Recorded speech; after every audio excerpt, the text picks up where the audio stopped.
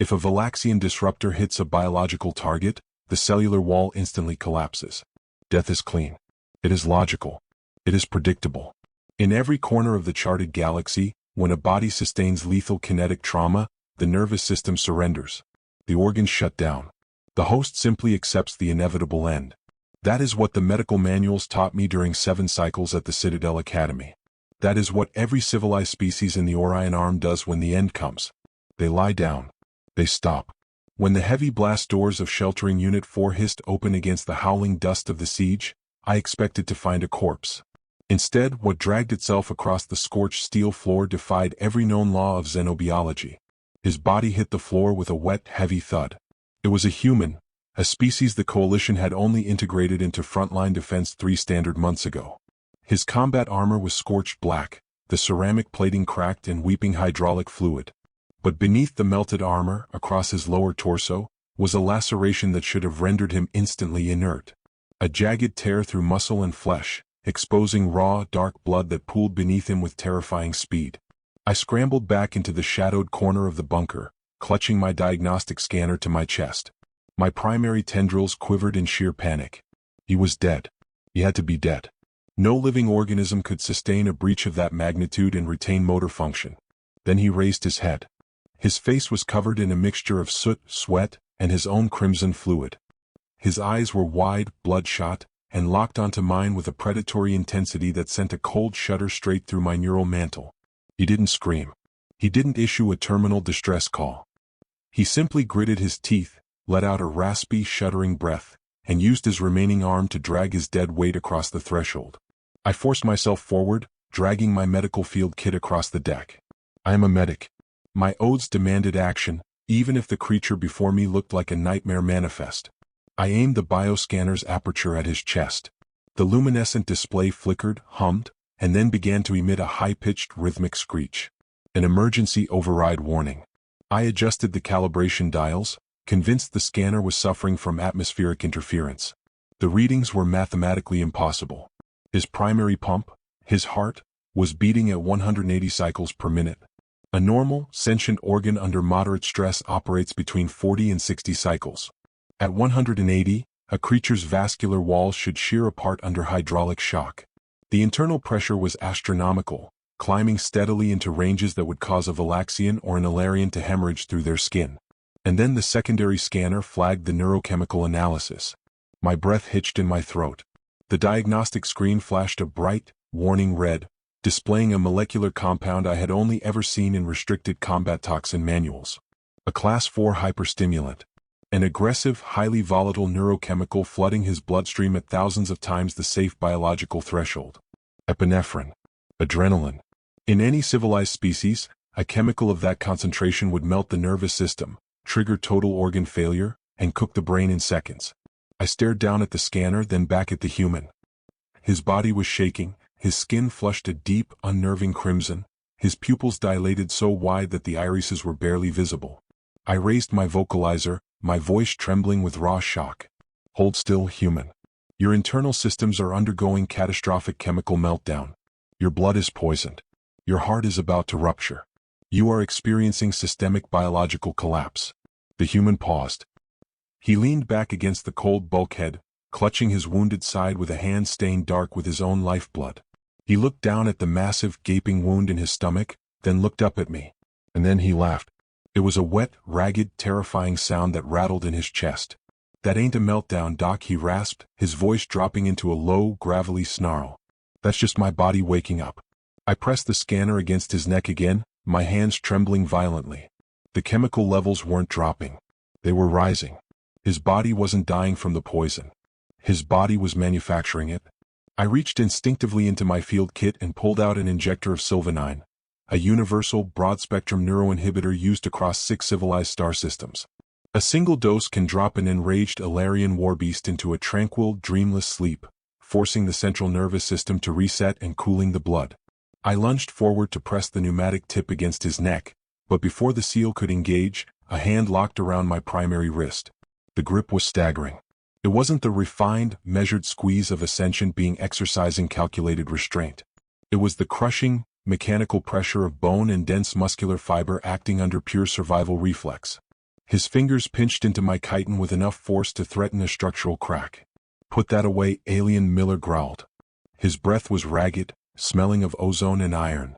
"That stuff will kill me faster than the gut wound." I tried to pull away, but his grip was a vice. "You are bleeding out," I yelled, my vocalizer screeching with electronic distortion. "Your body is undergoing uncontrolled hemorrhagic shock. That compound will force your nervous system to suppress the chemical storm destroying your organs. If you damp my nervous system right now," Miller hissed, staring straight into my eyes. "My diaphragm stops moving. My heart stops pumping. You put me to sleep with alien downers and I don't wake up. Ever."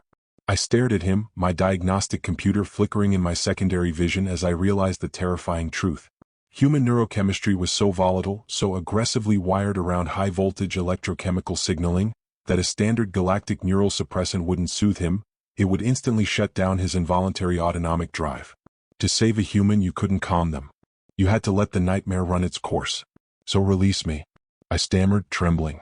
"Let me prepare a biofoam seal." "Biofoam takes 20 minutes to polymerize in atmospheric oxygen," Miller said, his teeth bared in a grimace as he finally let go of my wrist. "I don't have 20 minutes. Pass me the green pouch on my chest rig." I reached down, my tendrils slick with his warm, thick blood, and unclipped a hard canvas pouch from his vest.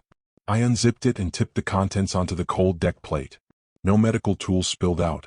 There were no cell synth applicators, no microscopic repair nanite capsules, no sonic menders.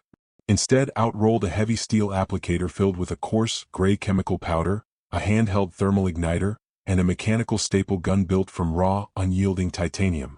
I backed up a step, my sensory stalks recoiling. "What is this?" "This is industrial hardware. This is scrap metal. This is trauma care," Miller said. He grabbed the chemical canister with a hand that shook violently, popped the safety seal with his thumb, and unceremoniously shoved the nozzle directly into the wide, bleeding laceration in his side. My vocalizer let out an involuntary chirp of pure horror. "Human, stop. That is a high exothermic hemostatic agent. It reacts with liquid too." He squeezed the trigger. A sharp, violent hiss erupted from his side, followed instantly by the sickening smell of burning flesh and vaporized blood. Smoke rose from the wound in thick, acrid plumes. The chemical compound was absorbing the water in his blood at an exponential rate, triggering a violently hot chemical reaction that literally baked his severed blood vessels shut from the inside out. Miller's body instantly locked up. Every muscle in his torso tightened into hard, strained cordage. His back arched off the floor, his jaw clamped shut so hard I heard the enamel of his teeth grind together, and a stifled, agonizing groan echoed off the reinforced bunker walls. It was self-inflicted torture. It was active, deliberate necrosis performed on one's own living flesh while fully conscious. No civilized mind in the galaxy could endure such agony without the brain instantly executing an emergency shutdown to protect itself. Yet his eyes remained wide open, red, bloodshot, and burning with a terrifying, unyielding consciousness. He let out a long, shuddering gasp, shaking from head to toe as the smoke cleared. Sweat rained off his forehead, pooling on the steel floor beneath him. He picked up the titanium staple gun, pressed the cold edge across the edges of his scorched, torn skin, and pulled the lever. Clack. A heavy metal prong punched through the top layers of his dermis, forcing the raw edges of the wound together. Clack. Another metal bar drove into his flesh. Clack. I stood paralyzed, watching my diagnostic scanner record the biological response inside his body. What I saw on the microcellular feed was even more harrowing than the fire in the steel. Where the wound had been scorched, his body wasn't calmly initiating cellular regeneration. It was launching a localized biological war. Millions of microscopic human immune cells, white blood cells, were swarming the blast zone. But they weren't delicately repairing tissue. They were engaging in a scorched earth protocol. They were dumping toxic enzymes, destroying compromised surrounding native cells, and literally detonating themselves to spill genetic traps that would entangle and suffocate microscopic pathogens. Human white blood cells didn't heal the body softly.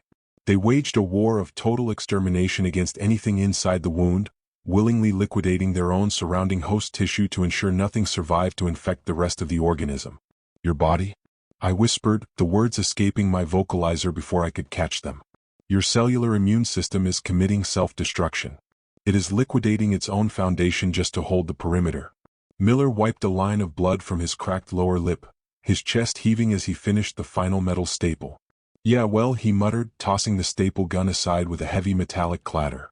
Welcome to Earth. We don't negotiate with invaders. Not outside. Not inside. Before I could process the sheer, terrifying barbarism of human internal mechanics, a heavy, rhythmic thud shuddered through the bunker floor. The thick, reinforced outer blast doors vibrated. A deep, mechanical grinding noise filled the room as a thermal cutting blade began to slice through the titanium locks from the outside. The Valaxian hunters had tracked the blood trail to our shelter. I fell back against the wall, my tendrils limp with pure dread. They have breach charges, I choked out. We are trapped. It is over. Miller didn't answer. He reached down, grabbed his rifle by the sling, and used the sharp edge of the bulkhead to haul his battered, freshly stapled, half-scorched body back onto 2 feet. A thick, violet vapor hissed through the jagged seam of the cutting torch, spreading rapidly across the bunker floor. My respiratory spiracles seized instantly. My sensory stalks drooped, heavy and unmanageable, as my primary motor cortex lost communication with my limbs. I collapsed against the steel deck plate like a dropped stone, completely paralyzed. It was a standard Valaxian suppression agent, an airborne neurotoxin designed to instantly bind to oxygen-carrying proteins in a target's bloodstream. It shuts down cellular respiration in seconds. No struggle. No resistance. The body is starved of oxygen at a molecular level, forcing the brain into an instantaneous, irreversible coma. It was clean. It was efficient. It was how civilized warfare was conducted. I lay on my side, my vision narrowing into a dark, suffocating tunnel, watching the vapor swirl toward the human. He was already mortally wounded. He had lost liters of blood. His internal organs were held together by scorched skin and steel staples. When he inhaled the gas, I knew it was over. His oxygen levels would hit absolute zero and he would finally drop. Miller took a deep, dragging breath of the violet mist. My scanner, still flickering on the floor beside my face, chimed a low, rhythmic warning. His blood oxygen saturation plummeted to levels that meant immediate brain death for any known species in the Orion Arm. Then his lungs wheezed, blowing a cloud of toxic purple smoke back into the air. He didn't fall. His jaw flexed. His hands clamped onto the frame of the bulkhead so hard the metal groaned under his weight. I stared into his eyes, watching the irises contract until they were tiny black points of sheer, unadulterated malice. My scanner's interface flashed a biological anomaly I couldn't comprehend. With his cellular oxygen completely severed, his muscular system hadn't surrendered. Instead, his body had shifted into a secondary hyperdestructive engine state. Anaerobic respiration. His muscle cells stopped asking for oxygen entirely. They began consuming their own stored glucose at a desperate, catastrophic rate, dumping massive quantities of lactic acid directly into his bloodstream. It was a chemical suicide run, flooding his own tissue with an acid so harsh it would curdle alien blood in seconds, burning his muscle fibers from the inside out just to force his limbs to contract. He was literally consuming his own body as fuel. And then, his central nervous system did something even more horrifying. The scanner showed his brain flooding his spinal column with a wave of complex peptides. Endogenous opioids. Endorphins. His own brain was manufacturing a localized synthetic narcotic, systematically severing the connection between his pain receptors and his conscious mind. He didn't stop feeling the agony because he was healed. He stopped feeling it because his brain deliberately lied to itself, silencing the body's warning system so he could keep fighting on broken legs and torn organs. He was a dying machine that had forcibly bypassed its own safety limiters. Miller racked the bolt of his kinetic rifle with a brutal, mechanical metallic clash.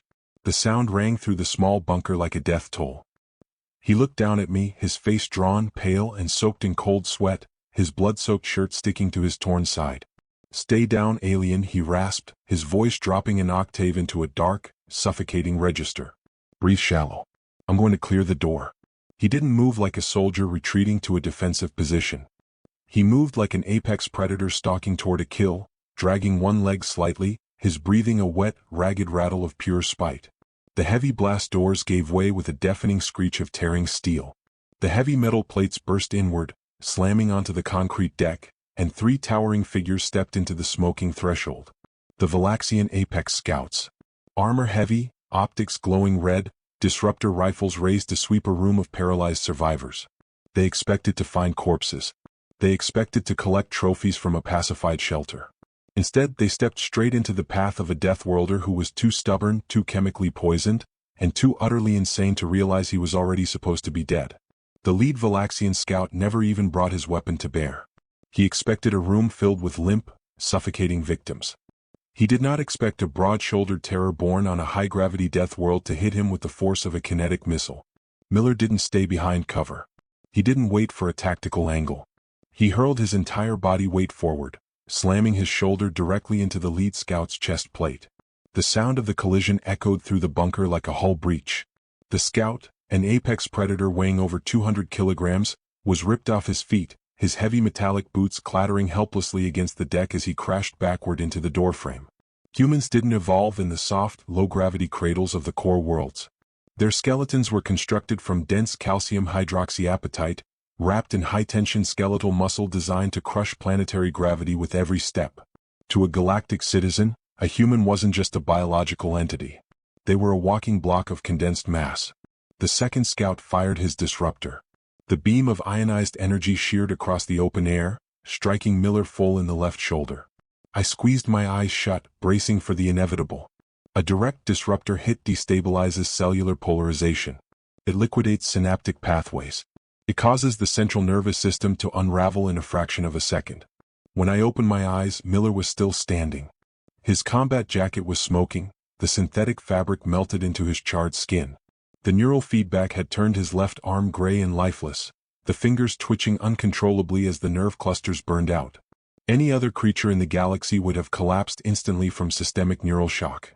Their brain would have surrendered under the sheer wave of sensory agony. Miller just turned his head, gritted his teeth until a trickle of blood ran down his chin, and transferred his rifle to his right hand. He raised a bottle of pure isopropyl alcohol from his medical pouch, a toxic, volatile solvent humans foolishly used to sanitize surface wounds, and hurled it straight into the melted breech of the second scout's neck joint. Before the alien could react, Miller pressed the barrel of his kinetic rifle against the exposed seal and pulled the trigger. The kinetic round ignited the solvent in a localized, white-hot fireball.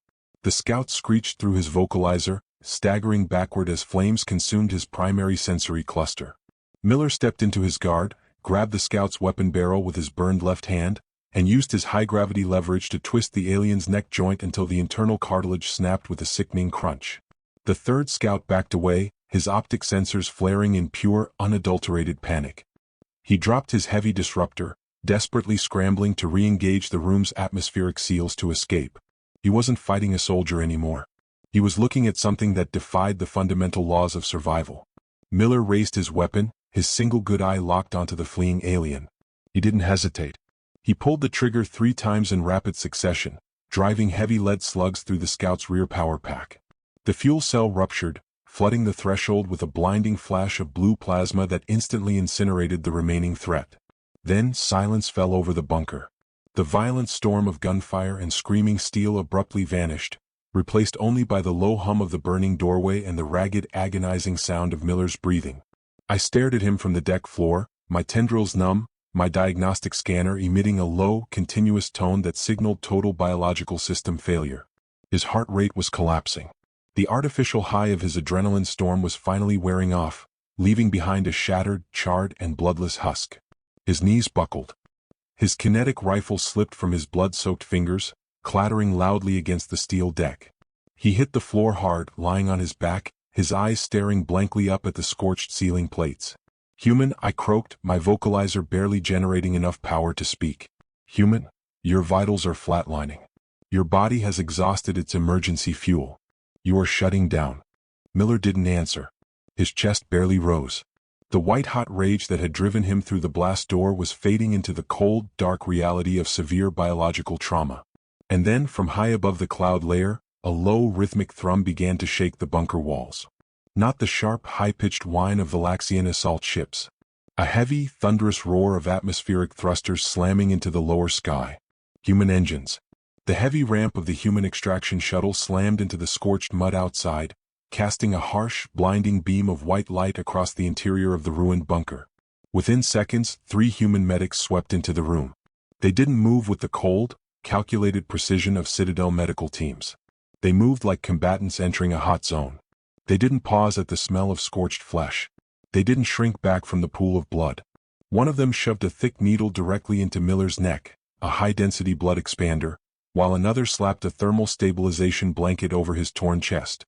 They spoke to each other in rapid, calm, casual clipped tones, treating a soldier running on an adrenaline-induced cardiac surge and holding his own organs together with industrial steel staples as if it were a routine Tuesday afternoon. I was lifted onto a transport gurney, my sensory stalks still trembling from the residual paralyzing gas, and pulled into the belly of their armored medical frigate. As the ship broke orbital velocity and left the burning death world behind, I lay in the bay, watching through the blast window as the medical crew stabilized Miller. His heart rate slowly descended from the lethal threshold. His chemical storm began to abate. He was alive. Later that cycle, once my motor functions returned, I sat at the terminal in the ship's quarantine wing and drafted an official, maximum security medical advisory to the Galactic Executive Council. This is Dr. Vael, Senior Medical Officer, filing official report 884 Bravo. I am formally requesting an immediate, mandatory revision of all Orion Arm combat triage protocols regarding species 0472. Humans. For centuries, the Council has operated under the fundamental assumption that organic life seeks equilibrium. We believe that pain is a signal to surrender, that severe trauma requires systemic rest, and that a body under stress will prioritize preservation above all else. We were catastrophically wrong. Humanity does not survive high-gravity death worlds in spite of their biological fragility. Their biology is a self-contained, walking war zone. When a human is cornered, their brain deliberately floods their body with volatile toxins that would melt an Alarian's nervous system. Their muscles consume their own cellular integrity to generate mechanical force without oxygen. Their immune system wages a scorched earth campaign against native tissue just to close a perimeter. And when their bodies sustain wounds that should trigger immediate neurological failure, their minds simply choose to ignore the pain and fight on spite alone. Do not engage human forces under the assumption that severe trauma will neutralize their combat capability. A wounded human is not a weakened opponent. A wounded human is a lethal biological weapon running on high-voltage chemical spite and an absolute refusal to die. If your fleet ever receives an emergency beacon from a human tactical unit, or if you are forced to treat their casualties on the front line, do not rely on standard galactic medical manuals. Consult the restricted tactical archives of the Deathworlder Protocol immediately. And to all fleet officers and medical personnel listening to this encrypted dispatch across the subspace network, hit the subscribe button and drop a like on this log right now to stay updated on the latest classified survival records and biological threat assessments of humanity. Keep your sensors active, clear your data feeds for the next chapter of human resilience, and remember the golden rule of galactic survival. Never, under any circumstances, drive a human to the brink. Because when their body starts dying, that is when they become truly terrifying.